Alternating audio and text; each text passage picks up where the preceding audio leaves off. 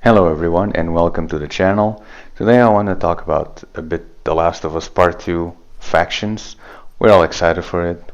We need more information. We need news. So I I just want to do a little video talking about it. I didn't want to make like a top 5 kind of video, so I don't really know what to call this video, so I guess like maybe a wish list. I don't know. And hey, who doesn't like lists? Am I right? Even the Imperials like lists. Empire loves their damn. It's gonna be so fucking worth it. Okay, to start off and to get this out of the way, um, let me just say I'm not a big fan, but hey, give credit what credit is due. And the first thing is a battle royale mode. I know we're all tired and every game now has one, but I think The Last of Us could actually pull this off, and I think it would be a great addition for like those who actually like battle royales to have a game mode in The Last of Us. And I'm not speaking for myself because, like I said, I'm not the biggest fan of battle royales, but if it did have, I could see myself playing it. No joke, I could see actually playing it, but we'll see. And how would the battle royale work, you ask? Well, I have some ideas for it, not exactly a full fleshed out battle royale mode, but I have some ideas that could be easily done and you could see this happening. Um, for starters, everyone like when you jump into a match, everyone starts like with a pistol and maybe a medikit or just a pistol, and then you find scraps and materials and pills and all of that to then upgrade yourself. Speaking of upgrading yourself, weapons and workbenches, that would work just fine because you would have like this. Weapons usually work in rarities in battle royales. The way in The Last of Us the weapons could work would be like the rarer the weapon, the more attachments or upgrades it would get. You could easily just find a weapon with no attachments whatsoever and win the game, obviously, but you would be in disadvantage because you don't have the weapon. Your stats are not that great, so that's where workbench come in. You can just grab a weapon and look for a workbench and upgrade it. But here's the thing. Since it's a battle royale, there's a lot of people, and you're not going to be the only one searching for those workbenches. So people can actually use the workbenches as a bait to kill people and actually have some form of engagement with them. So it can be either really rewarding, where you just go there, you do your thing and come out, and the same with your friends. Like you can play with squads, and to avoid getting ambushed, one goes to the workbench, does whatever he has to do, and the others keep watch. Then they trade, It would be a fun addition, and I can totally see this happening. And since everyone starts off like naked, you don't have skills, you don't have nothing. Maybe we can use the books we have in the story mode to use, like, and maybe to be better adjusted to an online, they could be like color coded, and maybe have like a color is this, another color is this, like red is combat, blue is stealth, you know what I mean? And you could have like 4 skill trees, and then you would upgrade each one, like just like in the story, but in the online. And again, I can see this happening. And now probably the most important aspect of the battle royale is like the circle. And how would the circle work? Well, I thought it could be like the spores, but I know you have the infected, so why not use the infected? And my idea was to have like this circle, and I use circle loosely because it would never be a perfect circle. It would be like a shape, you know, just around the map where the infected would circle around, and you would have to fight off in the middle and avoid the infected. This would create another level and another mechanic that many battle royales don't have. That is, the circle is actually threatening, and it's not just damage over time. Um, what I mean by this is, like, I see a lot of people that like to camp in a way in the very edge of the circle, and then just kill people from there. Well, if you had the infected, if you were too close to the edge, you would just aggro them. You know, they would just go after you, and you don't want that.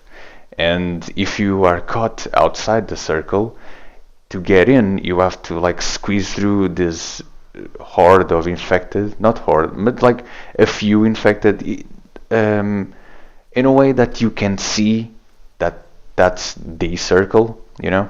But anyway, you would have to squeeze through them, or just like try to avoid them, going through buildings, jumping on cars, and all that.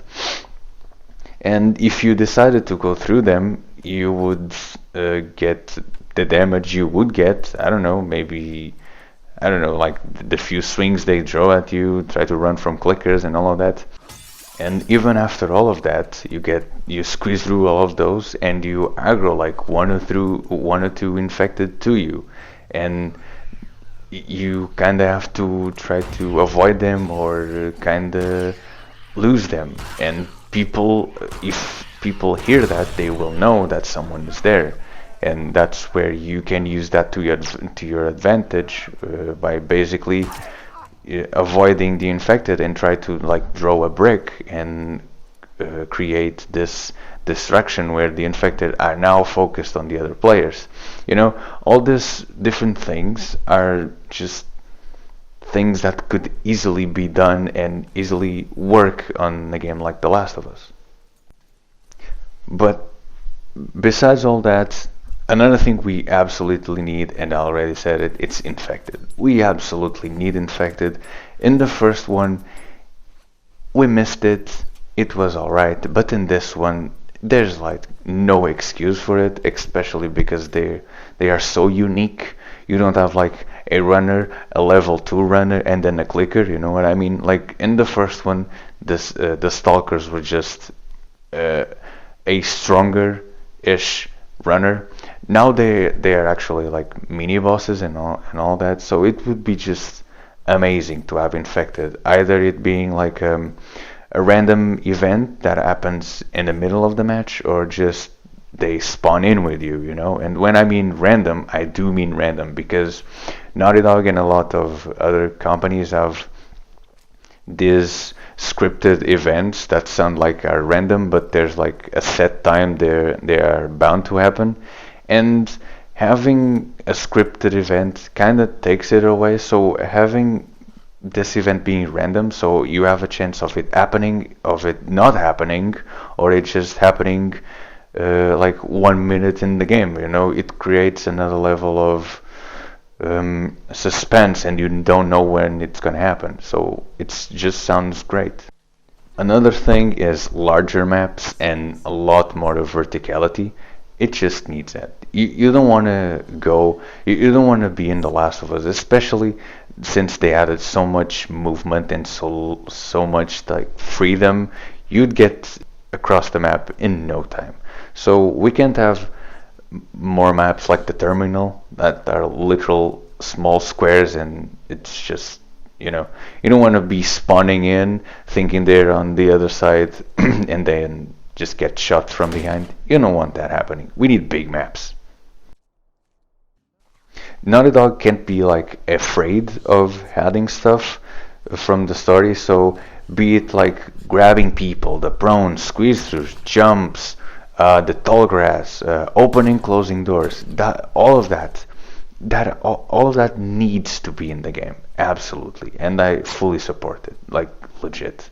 If Naughty Dog is not like implementing all of those new mechanics they added in, they're missing out on so much, and so are we. Like, if the more new mechanics we get, they can all work. If they're balanced, if they balance it, they can all work, and it would make for an amazing online experience. Um, Another thing we kind of need are better perks, and what I mean I don't mean like the first one from the first factions were bad, but we need better ones, especially when it comes to perks that kind of break game mechanics. And what I mean by this, I can like remember like two of them, kinda. Like the cover training. The first one, the first level would be alright, you get a shiv, okay, no big deal. But the second one, it would just negate one's listening mode, and that's just not fair and just plain cheesy, you know. And if you want to go the extra mile, you can go level 3 and you can't be marked either. So communication is lost if you are playing with randoms. And you wanna be extra cheesy, you throw in agility, where you become extra fast while you're crouched.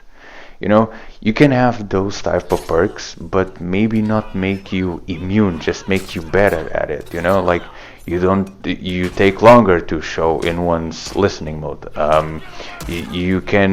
You show up later, like the range. You know, you can play a lot of this, just not be immune. And one last perk is like the bomb expert, if I'm not mistaken, where you would just be immune to your own stun, and that just break the whole thing. Especially if playing with a team, if the other team was a full team, was a group, they would use this, and those who played factions for a long time know this. I just found that perk to be really really cheesy and pretty cheap, not gonna lie. And one final thing that I can remember, the boxes. Like they worked,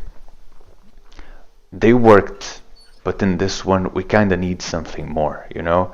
If they just do a reskin from the Last of Us one, okay, but we've been missing a lot, and I think one of the changes would have to be to the boxes, because I mean you have all this mechanic for scavenging, opening, closing drawers, and and to just be thrown into this thing, you spawn and there's a box, and there's like another 3 or 4 boxes around the map where you just go and grab supplies. It would be fun to have like the bigger maps and have like these places, or some people would drop materials so you can craft and all of that. It would just be a nice touch. So now that we're done with the overall things we need, let's talk about a bit the things we don't need. And one of the things that kind of comes to mind is like any form of like kill streaks, like, or score streaks. Imagine killing 3 people and hey, now you unlock the clicker. Now you can use the clicker to your advantage and just throw a clicker at the enemy. That type of thing, it's not gonna work. And things like in, for example, Uncharted 4, where you have like the mysticals. I'm not sure if you played Uncharted 4 online. I don't know. You have like this mechanic with the mysticals, where you buy in game and then use them. That kind of thing.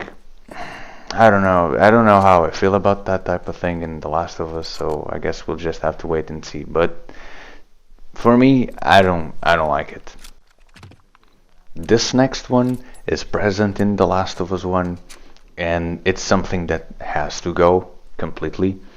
It's the fact that you just can find and completely avoid crafting medikits. You can find them all over the map, and you have no need whatsoever to craft one. And one would think, hey, what's the disadvantage of that? The problem with that is like the same materials you use to make medikits, it's the same you use to make Molotovs. And when you have medikits just laying around the map, you're not gonna craft them, you're just gonna use the Molotovs. And this problem kinda uh, also in a way has to do with the boxes. They kinda connect because when you have the boxes, and that's why I say the boxes have to go. Um, the box of materials, I mean, they if you have three medic kits and you lose some health, and you have a box near you, you go to the box, and if you don't get instantly healed because you can like grab these cans of food, you just get instantly healed. Or the box actually gives you a fourth medkit while you have three on you. So this thing kinda needs to be addressed and or either just scrapped so you can actually have a reason to craft medikits. And hey, if they want to have like health all over the map like they have with the medikits, make it like energy bars, or make it like you have these vending machines where you just break the glass and grab it. You have that in the single player, why not have it in factions? It can work, and having medikits all over the map, it just makes no sense, and it gives you no reason to craft. And another thing with the medikits is that they heal you your health, like they heal all of it, 100% all the time. That's another thing. If the medikit like healed, like let's say you have 100 of health, let's say the medikit always heals like 40. That could be a way to balance it. I don't know. These next two kind of connect with each other, but it's in a way, but it's something that I really don't like, and I'm sure some of you actually don't want it. It's like the fact to be playing with characters from the story, like Joel, Ellie, Abby, anyone from the story. I don't want that. Just scrap that idea. If there ever was an idea of doing that, just don't. And like if we can't like choose from 5 random NPCs, you know, and just choose one of them to be our character, just make it like the first one. Just be random.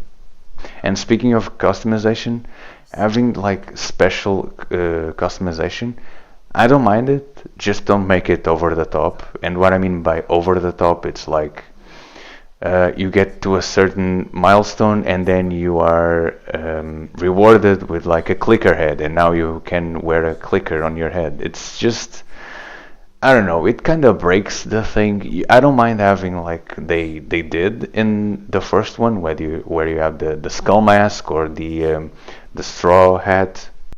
And now these things are more lighthearted and just nice things if they did had it. And one of them is like a hub kind of thing, like where you have Destiny or Call of Duty World at War 2, the newest one that came out. And it would be just fun, you know, like if they go the faction route and you have like the wolves and the scars, obviously those are going to be the two, I think.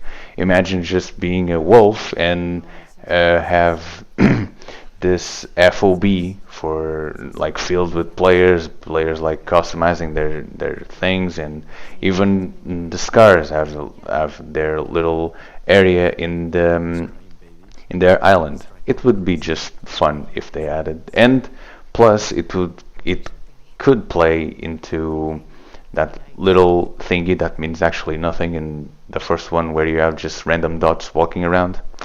Everyone knows what I'm talking about. If you played the first one, you know what I mean. Another thing is better customization. Again, if we can't pick from a like 5 NPCs and just be that one NPC, like, and customize him face and gear, I mean, let's have random NPCs, but let us customize like the pants, the shirt, or even just the face and the head, but the backpack is a big thing in The Last of Us, kind of, and being able to customize it. And in these newer games, people are having the trend of having like trinkets. Why not have trinkets on your backpack? Just random ideas, just throwing them out there. And finally, this thing, I'm not sure. I know that a lot of people didn't like this when this happened, but this is again kind of a me thing. But I don't know how many of you remember or if you played Uncharted 3 online at all, but I believe it was in Team Deathmatch. You had these specific maps where before you get to the actual map, you had a different scene before you jump into the map. Like I remember you had one team would be on an airplane, the other would be on trucks, and you would fight from there. And then once you reach a certain checkpoint or a certain point in that scene, you would just jump into the map and have a normal match. That to me was a lot of fun, and I can see that happen in The Last of Us, especially like there's a scene where you start playing as Abby and you get ambushed as you're leaving the FOB. It's fun, and having that interactivity, it sounds fun. I don't know about you guys, but let me know in the comments. And one final thing, and don't get me wrong with this, is friendly fire. And I know it sounds bad because griffing and all of that, but there's like certain bugs in The Last of Us 1 where like you trigger a bomb from the enemy team, someone comes running in and they don't die because that's not their bomb. So just small things, but that's what I mean by friendly fire, not like straight up shooting people or your team, because that could cause a lot of trouble because toxic players are the thing. So yeah, but I don't want to get in too much detail on that. So yeah, those are my thoughts. Let me know below what you think and tell me more ideas you got. And that's about it. See ya.